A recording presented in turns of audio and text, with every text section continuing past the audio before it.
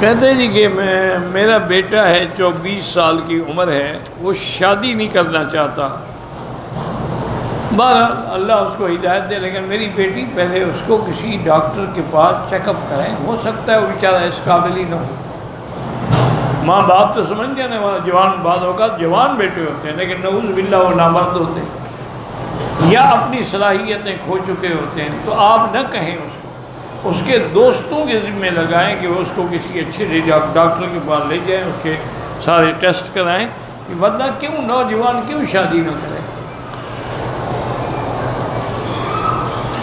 آپ میری بیوی کے لیے دعا کرتے ہیں، اللہ آپ کی جزائے خیر دے۔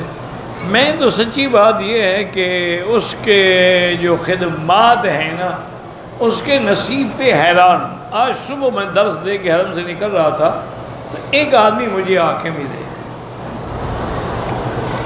میں نہیں جانتا، کہنے لگے حضرت میں امریکہ میں کیلیفورنیا میں ہوتا ہوں، میرے 3 بیٹے ہیں، وہ بھی دین پڑھ رہے ہیں، میری بیوی بھی عالمہ ہے، میں بھی الحمدللہ دین پڑھاتا ہوں، تو آج میں آپ کی زوجہ محترمہ کے ثواب کے لیے ابھی عمرہ کر کے فارغ ہو کے آ رہا ہوں۔ اللہ عالم کون ہیں، کہاں رہتے ہیں، لیکن جن لوگوں نے علماء کی اور طلباء کی خدمت میں زندگی گزار دی نا، اللہ اس کو بدلہ دے رہا ہے۔ اتنے جو لوگ دعائیں کر رہے ہیں، کسی نے کہا بھی نہیں ان کو۔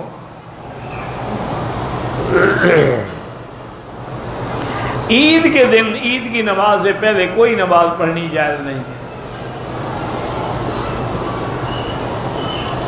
مرنے کے بعد ہر نیک آدمی کا جسم محفوظ رہتا ہے، کوئی ضروری نہیں، اللہ چاہے محفوظ رہے، اللہ چاہے نہ رہے، چاہے وہ نیک بھی ہو۔ فاسق فاجر کے اجسام جو ہے وہ بھی ضروری نہیں کہ محفوظ رہے، کبھی محفوظ ہوں گے کبھی نہیں ہوں گے، یہ اس کا نظام ہے، اس کو وہ جانتے ہیں، چونکہ وہ ایک ایسا عالم ہے جو عالم غیب ہے، اس کے بارے میں ہم کوئی حکم نہیں لگا سکتے۔ کہتے تھے کہ بی بی عائشہ کی عمر کتنی تھی نکاح کے وقت؟ نکاح کے وقت تو خیر ان کی عمر 9 سال تھی، لیکن بعض علماء نے یہ بھی لکھا ہے کہ رخصتی بھی 9 سال میں ہوئی، لیکن بعض محققین نے تحقیق کی ہے تقریباً اس وقت عمر 11 سال بنتی ہے۔ بہرحال 9 سال ہو یا 11 سال ہو، تو اللہ نے جن کو حضور کی بیوی ہونے کے لیے چن لیا تھا تو اس نے ان کو طاقت بھی دے دی، اس میں کیا مشکل ہے؟ اچھا یہ سوالات پہلے تو کیے جاتے تھے، اب تو 8 سال کی بچیوں کے بچے لڑکے ہیں، بچے پیدا کر رہی ہیں، تو پھر بی بی عائشہ پہ اعتراض کا کیا مطلب؟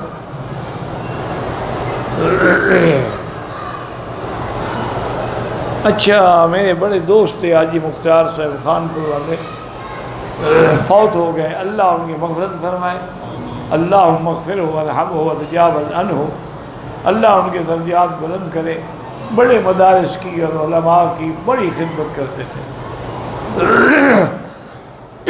اور اس کو حاجی مختار بھولا ہم کہتے تھے، یہ ہے بھولا یعنی بے وقوف۔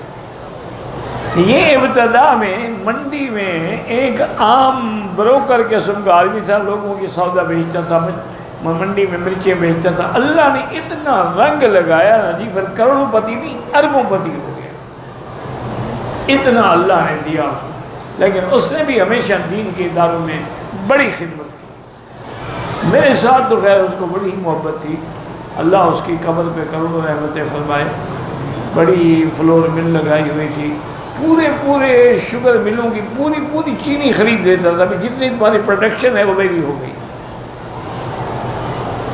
ماشاءاللہ اللہ نے دیا بھی بے انتہا، اس نے بھی دیا بے انتہا۔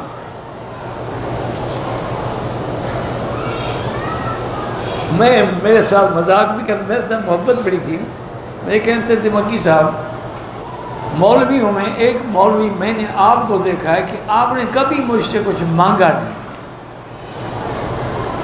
حالانکہ آپ مجھے حکم کریں نا جو کریں میں دوں گا، میں نے کہا چھوڑ یار، تیرے جیسے میرے جوتے اٹھاتے ہیں میں تم سے سوال کروں، دفعہ ہو جاؤ یار۔ میں نے کہا آپ بیٹھ جاتے ہیں ایک جگہ پر، تم اربوں پتی ہو میں فقیر ہوں، دیکھتے ہیں جوتے لوگ میرے اٹھاتے ہیں تیرے اٹھاتے ہیں، تو پھر میں تم سے زیادہ امیر ہوں، میں کیوں مانگوں؟ بڑے ہنستے تھے، اللہ مقدے کہ موت برحق ہے، یہ تو گاڑی چل پڑی ہے، اپنے اپنے وقت پہ ٹکٹ لے کے ہر کوئی سوار ہو رہا ہے۔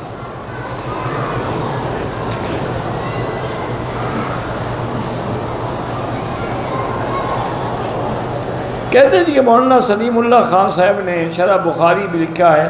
بھائی بہرحال مولانا سلیم اللہ خان رحمۃ اللہ علیہ بہت بڑے عالم تھے اور استاد الکل تھے۔ اس سے بڑی دلیل کیا ہوگی کہ انہوں نے شرح بخاری لکھی ہے کشف الباری کے نام سے۔ اگر اسماء الرجال کو نہ جانتے ہوں تو وہ بخاری کی شرح لکھتے۔ عجیب آدمی ہو تم، پتہ نہیں تمہیں ایسے دماغ میں خلل کیوں پڑتے، تم کتنوں کو جانتے ہو؟ اعتراض تو تم تب کرو نا جب تمہیں اسماء الرجال پر پوری نظر ہو، پھر کہو ہاں جی میں تو سب کو جانتا ہوں لیکن مولانا دو کو جانتے تھے۔ میں مکے میں مقیم ہوں، بیوی کو وزٹ پہ بلایا ہے، اسی دن کرنا، ہاں جی بالکل جس دن آئے احرام پاکستان سے باندھ کے آئے، یہ نہیں کہ یہاں آ کے باندھے۔ محلے کی مسجد کی امام کی موجود بھی ہوئے، مغرب نماز کسی اور نے پڑھائی۔ بہرحال اگر وہ قرآن صحیح نہیں پڑھتا تو نماز نہیں ہوتی، اور امام مسجد جو ہے وہ اولا ہے بالمسجد، اگر وہ نہیں آئے تھے تو کسی کو بھیجتے ہیں، ان کی ذمہ داری ہے۔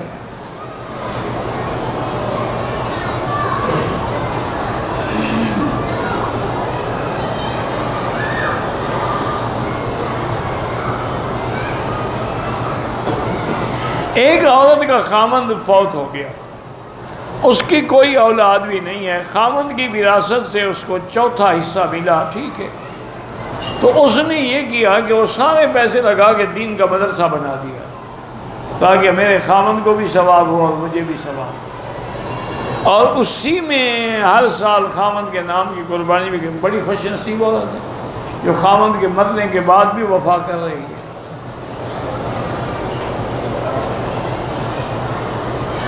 مؤذن اذان سے پہلے بسم اللہ، کوئی حکم نہیں بسم اللہ پڑھنے کا، اسی طرح اقامت سے پہلے بھی۔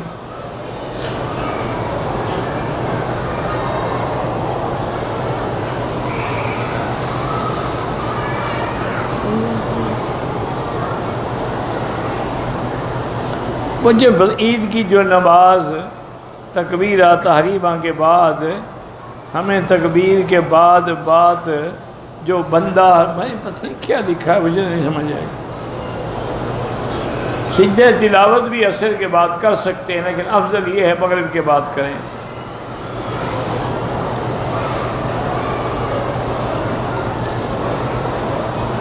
رمضان المبارک میں جو حفاظ کرام جو ہیں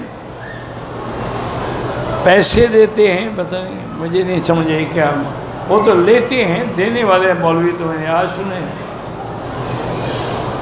مولوی کا کام کیا ہے کہ دے، وہ مثال مشہور ہے نا کہ ایک مولوی ڈوب رہا تھا تو ایک بندہ گزرا بیچارہ، وہ کہا ہاتھ دو مولوی صاحب ہاتھ دو، وہ ہاتھ ہی نہ دے۔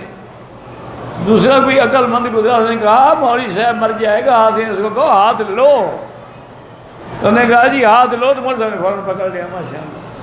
تو مولوی تو دیتے ہیں دیتے نہیں ہیں، اللہ والے تو الگ ہیں، یہ میرے جیسے مولوی، یہ مراد ہے۔ احرام چادر کی طرح جیسے باندھ لو یار، اور کیا ہوتا ہے کہ اس کے لیے کوئی خصوصی باندھنے کا طریقہ سکھایا جائے گا، چادر ہی ہے۔ دل میں نیت ہو نماز ہو، دل کی نیت کافی ہے، زبان سے تو صرف یاد کرے، استحضار ہے۔ جو عورت مدینے سے مکے آئے، ایام شروع ہو جائے کیا کرے؟ بیٹھی رہے، جب پاک ہو جائے عمرہ کرے۔ میں نے 3 طواف کیے، بعد میں پتہ چلا کہ میرے قمیض کے پیچھے کبوتر کی بیٹ لگی ہوئی، کوئی بات نہیں۔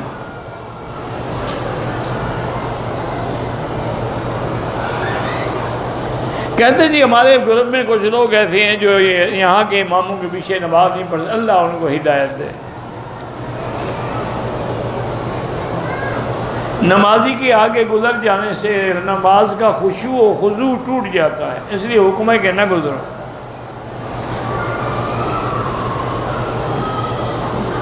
اگر مکان کے اندر واش روم میں جو کموڈ لگا ہوا ہے اس کی پیٹھ کعبے کی طرف ہے، کوئی حرج نہیں. یہ میدان میں منع ہے کہ رخ بھی نہ کرو، پشت بھی نہ کرو. مکان کے اندر تو کوئی بات نہیں.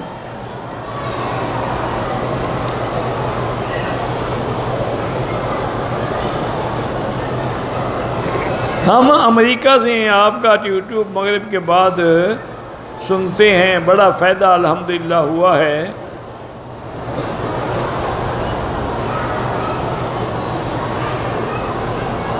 پتہ نہیں آگے جو لکھا مجھے سمجھ نہیں آیا. بہرحال اگر آپ کو فائدہ ہوتا ہے تو اللہ قبول کرے. کہتے کچھ سید جو ہیں اپنی لڑکی کا رشتہ کسی دوسری قوم میں نہیں کرتے. یہ بے وقوفی والی بات ہے، ضد ہے بس کہ ہم سید ہیں. پہلی بات یہ ہے کہ سید قوم ہوتی نہیں، یہ سید کیسے ہو گئے؟ قوم تو حضور کی قریش ہے، بنو ہاشم ہے، آپ کرشی ہاشمی ہیں. سید تو لقب ہے کیا نا، سید ولد آدم. یہ الحسن والحسین سیدہ شباب اہل الجنہ، وہ تو لقب ہے، وہ کوئی قوم تو نہیں ہے. اور دوسری بات یہ ہے کہ اگر غیر سید کو لڑکی دینا جائز نہیں ہے تو سرکار دو آجو جہاں سے بڑا سید کون ہے جنہیں اپنی لڑکی حضرت عثمان کو دی، اور ایک بھی نہیں دو دی. اور ساتھ یہ بھی کہا کہ اگر میری تیسری لڑکی ہوتی وہ بھی میں عثمان کو دیتا.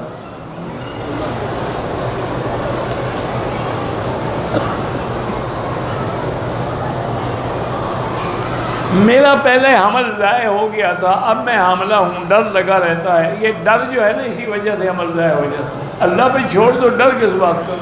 اللہ نے لکھا ہے تو اولاد ہوگی، نہیں لکھا تو نہیں ہوگی.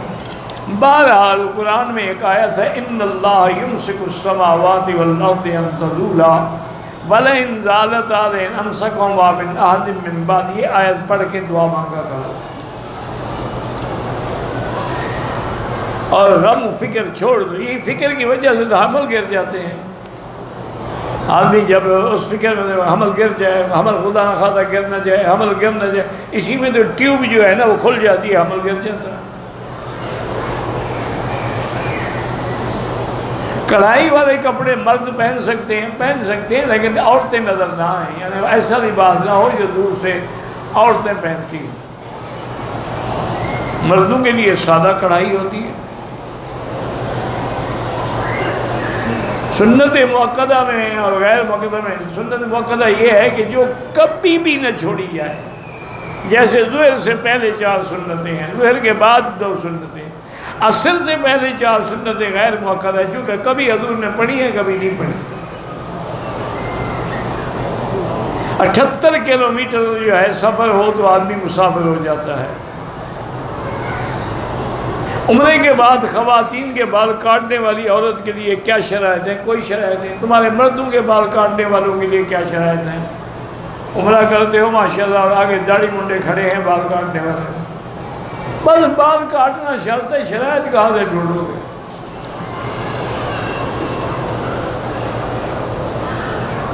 ایک حال میں نماز ادا کی جا رہی ہے با جماعت. کچھ لوگ 3-4 صفوں کو خالی چھوڑ کر پیچھے صفیں بنا لیتے ہیں. جائز ہے؟ ہاں جائز ہے. میں نے مارکیٹ سے ادھار مال لے کے فروخت کرتا ہوں، اس مال پر بھی زکوٰۃ ادا کر. میرا بھائی مال پہ نہیں، جو سال میں تمہیں نفع ہوتا ہے حساب کر کے اس پہ زکوٰۃ دو.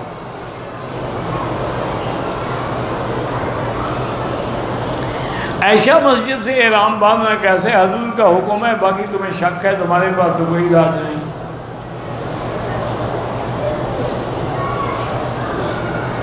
عصر کے بعد طواف کیا، مغرب سے پہلے میں نے 2 رکعت پڑھ لی. بہرحال پڑھ لی، ادا ہو گئی، لیکن افضل یہ ہے کہ مغرب کے بعد پڑھو.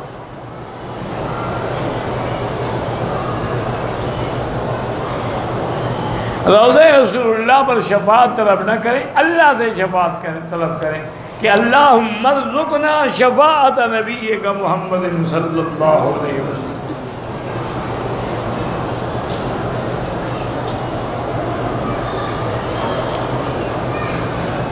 مدینے میں عورت کو حیض آ گیا، اسی دن مدینے آنا تھا.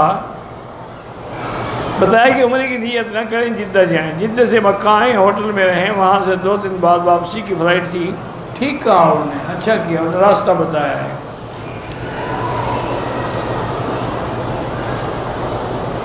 ہم رحیم یار خان کے علاقہ چولستان میں بچیوں کا مدرسہ بنا رہے ہیں۔ انشاءاللہ آپ ایسا کریں کہ وہاں پر رحیم یار خان میں جو علماء ہیں، جیسے قاری عظیم بخش صاحب وغیرہ ہیں، مولانا کلیم اللہ صاحب ہیں، ان سے رابطہ کریں، وہ جب ہمیں کہیں گے تو انشاءاللہ جو مدد ہوگی ہم بھی کریں گے۔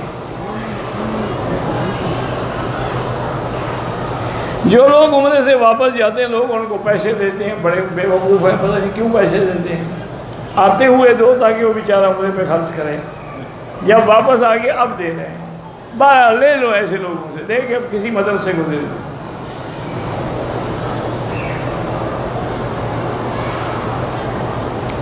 پاک آرمی میں فنڈ ہوتا ہے ڈی پی،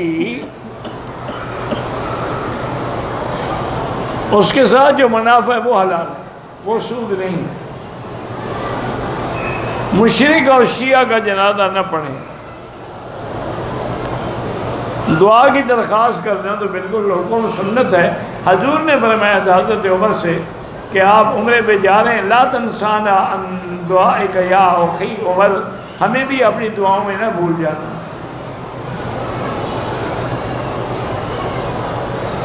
لال مسجد اور مدرسہ جامع حافظہ جو اللہ ان کی حفاظت فرمائے، اور اللہ ہمارے مولویوں کو بھی ہدایت عطا فرمائے۔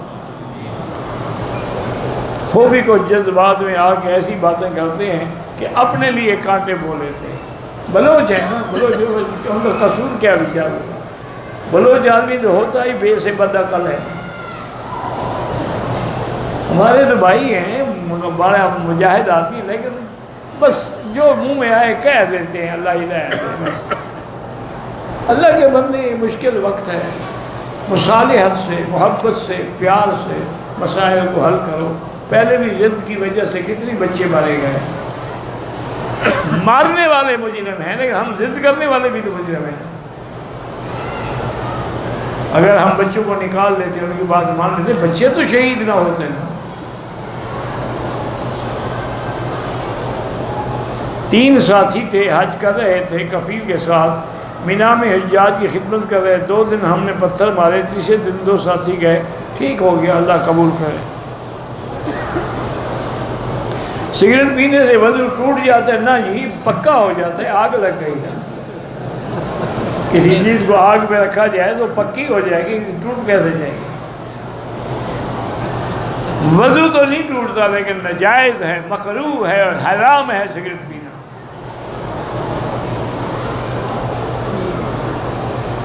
رزق حلال کے لیے استغفار زیادہ پڑھو۔ محمد معاذ عامر بالکل ٹھیک ہے۔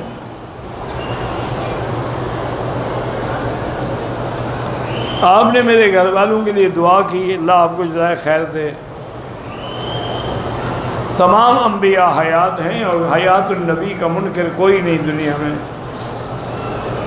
اگر عصر اور مغرب کے درمیان 2-3 نفلی طواف اکٹھے کر دیں، بعد میں نماز پڑھیں، جائز ہے۔ عمرے والوں کے لیے طواف الوداع نہیں ہوتا۔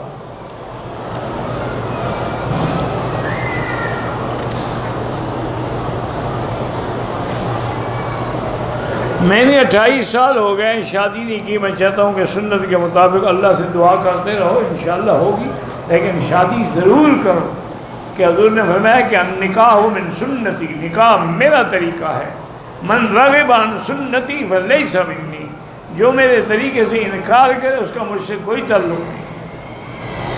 ہمیں تو دین سے تعلق نہیں ہے نا۔ ایک صحابی، ایک عورت تھی، اس کے پاس پیغام لے کے گئے شادی کے لیے۔ اس نے کہا بات سنو، تم اتنے شان والے آدمی ہو کہ تمہارے رشتے سے میں انکار نہیں کر سکتا، لیکن میرے نصیب کو جیسا ہے کہ میں نے تم سے پہلے 6 نکاح کیے ہیں، 6 کے 6 شہید ہو گئے، اب سوچ لو۔ اور نے کہا شہید میں نے بھی کل ہو جانا ہے، لیکن میں کہتا ہوں حضور کی سنت ادا ہو۔ جنگ تھی نا، انہوں نے کہا میں نے بھی کل شہید ہو جانا ہے، مجھے یقین ہے، لیکن حضور کی سنت نہ رہ جائے۔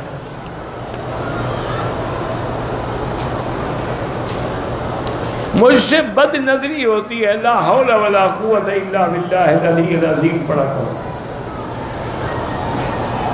وہ ہمارے ایک دوست تھے، فوت ہو گئے بیچارے، بہت بڑا ذمہ دار تھا، چودھری تھا، اللہ اس کی مغفرت فرمائے۔ تو میرے پاس ٹھہرے تو ایک دن میں نے کہا یار یہ چودھری صاحب یہ تم اچھا حج کرنے آئے ہو، سارا دن عورتوں کو تاڑتے رہتے ہو، کچھ حیا کرو۔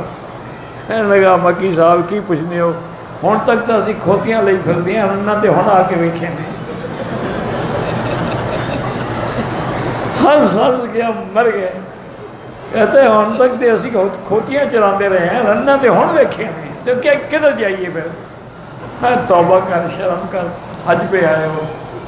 کہتے ہیں جی الفاظ میں انشاءاللہ معافی مانگوں گا۔ وہ احساسہ تھا، نیک آدمی تھا ویسے۔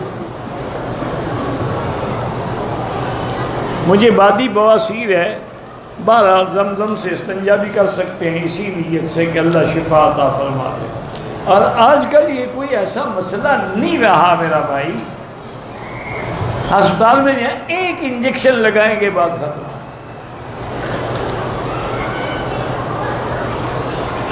طواف کے دوران خانہ کعبے کو نہ دیکھیں، نظر نیچے رکھیں۔ غلاف کعبہ پکڑ کے دعا نہیں ہوتی، ملتزم پہ سینہ لگا کے دعا ہو سکتی ہے۔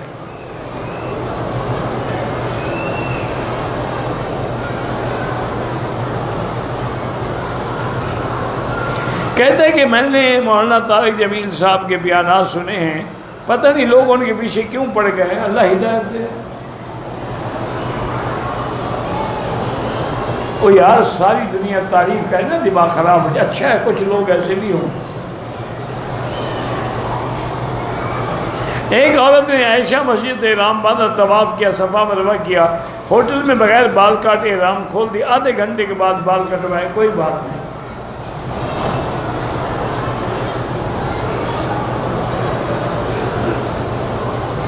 مرد حضرات احرام کے چھت کپڑا اوپر والا جسم سے الگ کر کے وضو کرتے ہیں، الگ کریں نہ کریں وضو جائز ہے۔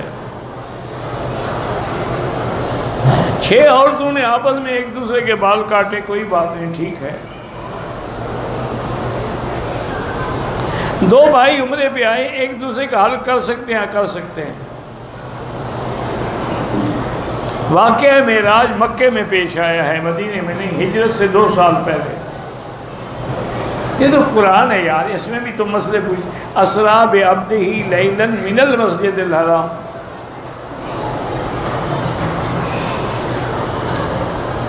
کہتے کہ پاکستان جب آئے فجر کی نماز جہاز میں قضا ہو گئی، جہاز میں نہ کرے نیچے اتر کے قضا پڑھ لے، بس جب بھی اترے قضا پڑھ لے۔ وہ اب ہارون رشید والی بات رہ گئی تو رہ گئی۔ اگر آدمی نے غلطی والا صابن استعمال کیا ہے، اگر صرف ہاتھوں پہ کیا ہے تو 2-4 ریال خیرات کر دے، سارے بدن پہ استعمال کیا ہے تو دم پڑ گئی۔ اگر حج کے مہینوں میں آدمی عمرہ کرے، حج فرض نہیں ہوتا، بہتر یہ ہے کہ جو لوگ مکے میں رہتے ہیں وہ اشہر حج میں عمرہ نہ کریں۔ اور اگر جوفہ جو ہے یہ رابق کے قریب ہے، اشہر حج میں اگر مدینے جائے واپسی میں عمرہ کرنا پڑے گا۔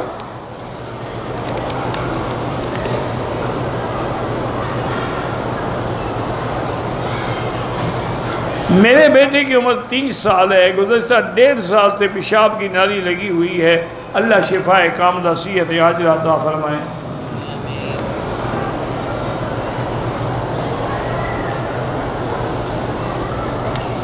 ریڑھ کی ہڈی کا آپریشن ہوا تھا، اسد فہیم صاحب ہیں، اللہ شفا عطا فرمائے۔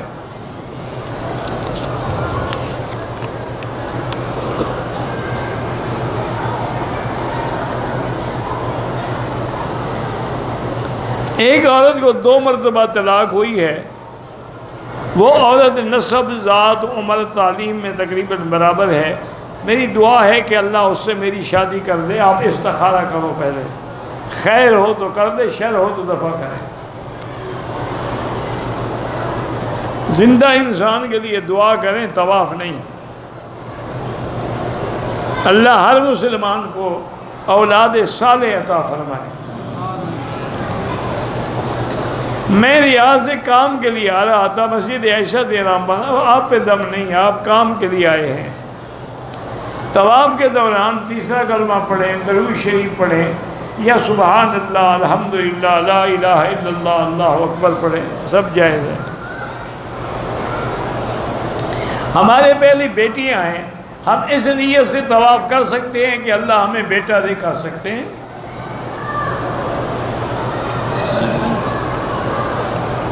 اگر ہم حضور پاک کے نام پہ عمرہ حج کریں، کوئی بات نہیں، حنفی مسلک میں جائز ہے۔ اگر احرام باندھنے کے بعد ڈھیلا ہو گیا تو کیا اس کو پھر ہم باندھ سکتے ہیں؟ نہیں، چھوڑ دیں۔ اب یہ مسئلہ ہے پوچھنے والا، نہیں، چھوڑ دیں، ڈھیلا ہے، سخت کر دیں، کیا ضرورت ہے؟ نہ ہوگا نہ ڈھیلا ہوگا۔ انا للہ و انا الیہ راجعون۔ اگر طواف کے دوران یا صفا کھجور کھا لیا، کوئی بات نہیں۔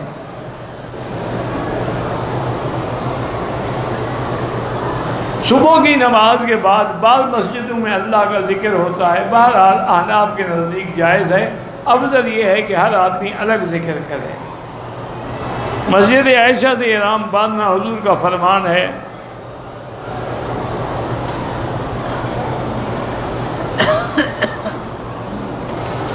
کہتے ہیں میں آپ کے درس سے مجھے فائدہ ہوتا ہے، اللہ قبول فرمائے۔ قرض سے نجات کے لیے استغفار زیادہ پڑھیں۔ اس دور میں کثرت نکاح کریں، بالکل کریں اگر اللہ نے توفیق دی ہے۔ دیکھا نہیں، عورتیں زیادہ ہو رہی ہیں، اس لیے کثرت نکاح، لیکن عدل کرنا ہوگا۔ عدل نہیں کرو گے تو پھر عذاب ہے۔ میرے ماموں کو بلڈ کینسر ہے، اللہ شفا عطا فرمائے۔ عمرے کے ایجنٹ جھوٹ بول کے لوگوں کو گمراہ کرتے ہیں۔ ایجنٹوں کا کام ہی جھوٹ بولنا ہے، جھوٹ نہ بولیں تو ایجنٹی ہو ہی نہیں سکتی، ان کا تو کاروبار ہی جھوٹ پہ چلتا ہے۔ تم کوئی اچھا ایجنٹ ڈھونڈا کرو۔ ہم دو بھائی، ہمارا امام بریلوی ہے، اللہ اس کو ہدایت۔ طواف کے دوران اشارہ کرنا بھول گئے، کوئی بات نہیں۔ اگر ایک بچہ قرآن پڑھاتا ہے رمضان میں، تراویح کے بعد لوگ اس کو ہدیہ دیتے ہیں، وہ کوئی حرج نہیں۔ پہلے پیسے طے نہ کریں، بعد میں آپ چاہے داخ دے دیں۔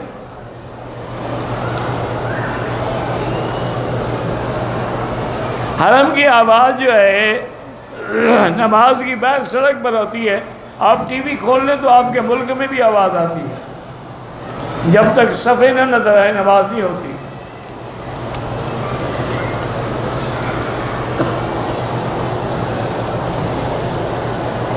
نماز میں پتہ نہیں ہوتا کہ نماز عشاء پڑھ رہا ہے یا مغرب پڑھ رہا ہے، اللہ قبول فرمائے۔ اور کیا، کوشش تو کرو کہ آپ کو پتہ لگے، نہیں لگا تو اللہ قبول فرمائے۔ روضہ رسول پہ سلام بھیج سکتے ہیں، ہاں بھیج سکتے ہیں۔ احرام کی حالت میں انڈر ویئر پہنا ہو تو دم آ جاتی ہے۔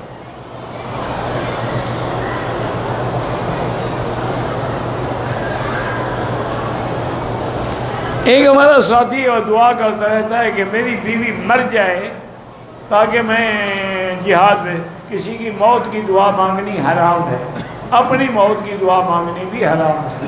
جہاد کا تمہیں شوق ہے نا، بیوی کو ساتھ لے جاؤ جہاد پر۔ کتنے مجاہد ہیں جو بیویوں کو لے کے گئے۔ واللہ اعلم۔ ربنا تقبل منا انک انت السمیع العلیم وتب علینا انک انت التواب الرحیم۔ اللهم اجعل لنا وللمسلمين من كل هم فرجا ومن كل ضيق مخرجا ومن كل بلاء عافيا۔ اللهم لا تجعل مصيبتنا في ديننا ولا تجعل الدنيا أكبر همنا ولا مبلغ علمنا۔ اللهم لا تسلط علينا بذنوبنا من لا يخافك فينا ولا يرحمنا۔ اللهم اصلحنا واصلح بنا واصلح أولادنا وأولاد المسلمين۔ اللهم اصلح شبابنا وشباب المسلمين اللهم اصلح بناتنا وبنات المسلمين اللهم اصلح ذرياتنا وذريات المسلمين اللهم اصلح لنا شأننا كلها فلا تكلنا إلى أنفسنا طرفة عين قط ولا أقل من ذلك۔ یا اللہ بیماروں کو شفا عطا فرما، یا اللہ ہماری ظاہری باطنی روحانی جسمانی بیماریاں کمزوریاں دور فرما، یا اللہ اعمال صالحہ کی توفیق عطا فرما، یا اللہ اعمال صالحہ بالدوام عطا فرما، یا اللہ مرزقنا حسن الختام، خاتمہ سب کا اچھا فرما، اور سب سے آخری لفظ جو زبان پہ جاری ہو کلمہ لا الہ الا اللہ محمد الرسول اللہ۔ یا اللہ پوری دنیا میں جو مسجدیں ہیں، مدرسے ہیں، دین کے ادارے ہیں، دین کے کام کرنے والے ہیں، ان کی حفاظت فرما، علماء حقہ کی حفاظت فرما، یا اللہ بلد الامین حرمین الشریفین کو قیامت تک ہر فتنے سے محفوظ فرما، یا اللہ پاکستان میں یہود اور ہنود اور قادیانیوں کی سازشوں سے پاکستان کی حفاظت فرما۔ ربنا تقبل منا انک انت السمیع العلیم، اللہم انک عفو کریم عظیم تحب العفو فاعف عنا، اللہم نور وجوہنا بنور الایمان، نور قلوبنا بنور العرفان، اللہم ارزقنا علوم الاحادیث والقرآن، اللہم ثبتنا علی الایمان، اللہم ارزقنا حسن الختام، واجعل آخر کلامنا لا الہ الا اللہ محمد الرسول اللہ، وصلی اللہ تعالی علی خیر خلقہ سیدنا محمد وعلی آلہ وصحبہ اجمعین، اللہم صلی علی سیدنا محمد وبارک وسلم۔